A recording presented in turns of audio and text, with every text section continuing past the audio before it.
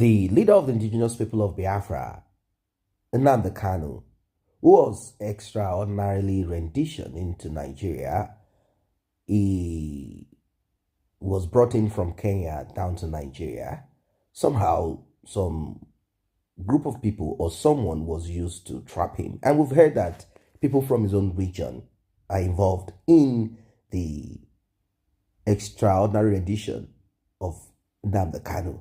Nnamdi Kanu has been to the court several times. The court has ruled in his favor in certain aspects, but Nnamdi Kanu has not been allowed to go. This is what you get in Nigeria. For the first time, Nnamdi Kanu has been allowed to speak to the press. And what he said will shock you. It will bring tears to your eyes. He said the federal government, particularly the DSS, and of course certain people in his region are involved in this one.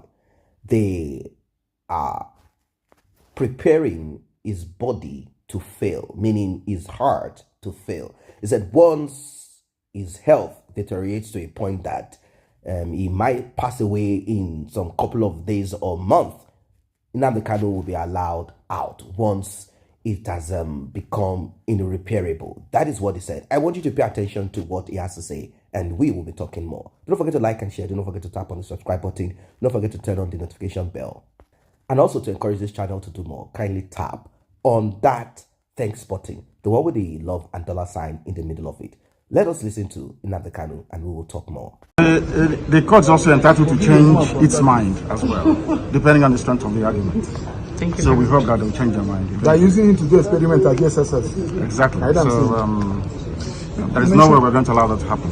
My rights must be respected. It's important. My right to fair hearing must be observed and obeyed. Understand that. They brought him to Kenya into this dock and allow him to talk with that. You were talking about your health condition. What exactly is wrong with you, sir? I have congenital heart failure. Congestive heart failure is called. From the medication, you can tell. So they're basically trying to keep me alive. So that when they calculate that I'm about to give up, that my heart is about to pack up, they will now say go. So when I go outside, I will die outside. That's what they're trying to do.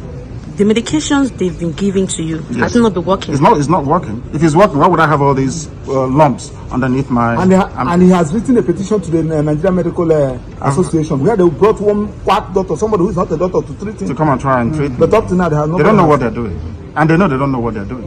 Or else, why would I have this? As long as it remains in DSS custody, there won't be no trial. So what is your application before the court? What do you want? Is seeking for a non-custodial arrangement by the court. You said house arrest. Exactly. Yes. I don't mind house arrest because I'll defeat them. In this court, I'll defeat the government of Nigeria. Yeah. The whole world will see it. Where is the treasonable felon? Where is it? All these years, journalists are shouting treasonable, treason. What's the treason today? It's gone. The same way this terrorism charge will go. I'm thinking of another capital offense that can charge me with. Maybe, I don't know, impregnating the wife of somebody. I don't know what other thing they're going to charge. Are you saying you are innocent of all these charges? The federal government, they know I'm not guilty. My only guilt is that I'm fighting for my people. And I will fight for them. Okay, sir, last for question. Justice and fairness and equity everywhere. Last question. Has your family been able to... Anybody using IPOB to commit crime is a criminal. It's not part of this family. Our family is based on 4 cardinal points. You must be without fear before your enemies. You must speak the truth always, even if it leads to your death. You must help the poor and those who cannot help themselves, and be of good character that God may love thee. That's who we are. So what will be your words to those out there in the East who are killing in the name of IPOB? That they are criminals. They are criminals. They are not part of this family. We are called a family for a reason. We've come to serve our people, not to enslave them. Anybody conducting any type of activity that contravenes the welfare of our people is a criminal and must be dealt with. Thank you very much, sir. Any form of violence or subversion in the name of Biafra is not part of this family. Our family is noble. It's called IPOB. It's all over the world. So you condemn anything that has to do with killing? In total, why would I kill? And violence. People have sacrificed my parents for them. Why would I want to kill any other person after that? Anybody who's committing crime in the name of IPOB is a criminal. Welcome back. Now, for those who do not understand or know what is really happening, Nigeria has been under pressure to break for a while now. In fact, it led to a civil war, and I will say that a lot of tribes, a lot of decision makers back in those days are the reason why we have what we have today. Now, there are those who have accused Southeasterners, accused certain people in the military back in those days of being the first to shed blood back in those years. And they said this resulted into a lot of anarchy and anger in between the tribes. Eventually, some group of people headed by Ojukwu decided to cut off from Nigeria. And you know what happened? Civil war. A war that Southeasterners lost. Now, when I said Southeasterners, I said majority of them, some of them had no option, but the ones that had option did not join the war. They stayed back in the southwest of Nigeria. But till today, this agitation for breakup is still there. The truth is this, nothing meaningful is working in Nigeria. The only thing working in Nigeria is corruption. And if you are lucky, if you're fortunate to get what you can get out of Nigeria, off Nigeria, then you are lucky. That's how it works. So, in the southeast of Nigeria, you'll find people who are fortunate.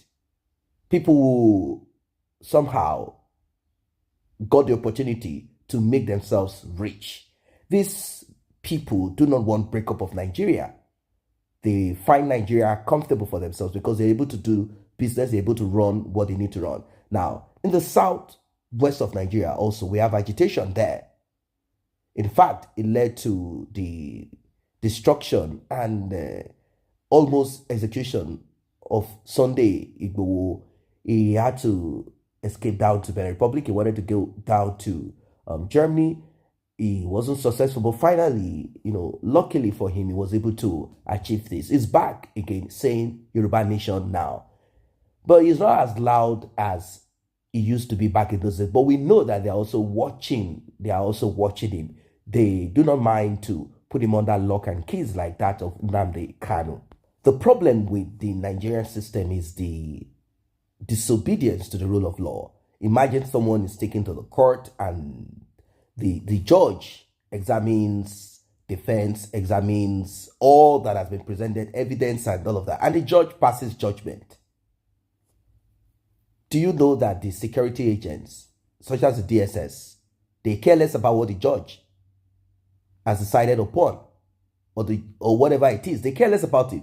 They will simply pick you up and throw you back where you were, as if you never went to the court. So it means that going to the court is more like a circus. You can go to the court as much as you like. It keeps the system rolling, not necessarily working. It keeps it rolling endlessly without direction. But we will not obey court orders. We've seen this played out countless times. And one will wonder why the rule of law is not efficient or applicable. It's not because it is not. It's because those that are supposed to care less about it. And all of this stems from the top. It is always the top. When the head is rotting, what do you think will happen to the rest of the body? That is what it is. So sad, isn't it? So terrible. So terrible. Now, I'm not saying that the approach of Nnamdi Kanu or some of the words and utterances that he said back in those, I'm not saying everything that he has said is 100% right or correct. I do understand that to get out of Nigeria should be more of dialogue. But you know how it is. Now, we need to understand something also. You see, whenever you are talking about breakup, you need to understand that the day you decide to vote for Peter Obi, Atiku Abubakar, Tinubu, as someone from the Southeast, you are simply saying, I remain in Nigeria. That is what it means. The day you refuse to vote completely as a Biafran that you want to call yourself, I know that there are issues concerning the Biafran of a thing. Igbos are more interested in Biafra. Majority that are part of the Biafran back in those days do not want to be part of it anymore. We've seen several reactions from different ethnic groups in the southeast of Nigeria. But what you need to understand is this. The day you stop voting, local government, House of Rep, the day you stop getting yourself involved in politics, that day is the day that you will be delivered. That's simple as ABC. But if you are interested in voting and you are asking for breakup, it will not work. End of story. Do not let us fool ourselves. Do not let us fool ourselves. That is the truth and reality of it. So, Nnamdi Kanu said that anybody using IPOB to commit crime is a criminal. And that's true. And that he is sick. And they just want him to kind of crumble totally before he will be asked to leave. And once he's out there, he will be nursing one health issue or the other.